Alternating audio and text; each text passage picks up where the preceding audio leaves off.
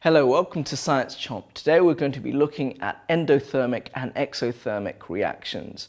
Now, to put it simply, endothermic is a chemical reaction that absorbs heat, and exothermic reactions are chemical reactions that give heat out.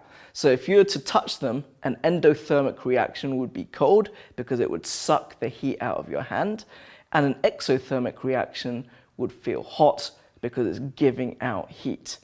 Now, to truly understand this, what we've got to understand is the nature of chemical reactions. So whenever you have a chemical reaction, you've got bonds that are broken, bonds being broken, and we have bonds, new bonds being made, okay?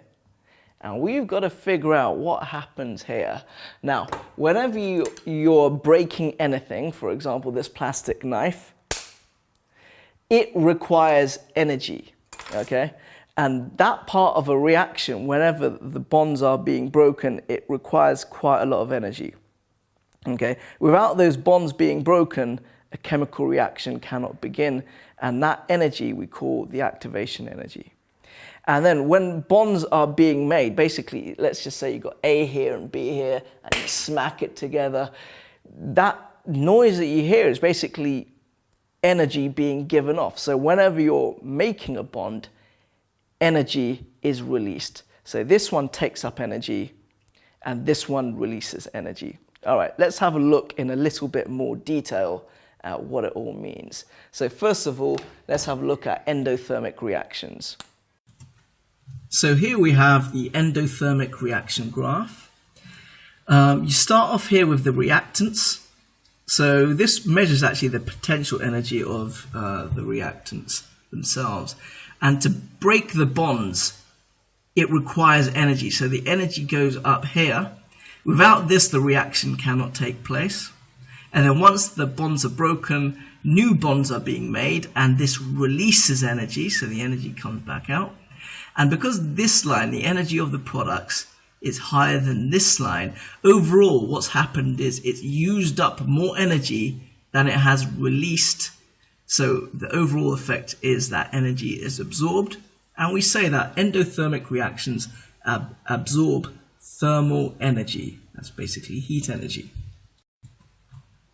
So to summarize endothermic reactions, we say that the reactants plus thermal energy gives you the products. Another name for thermal energy is heat.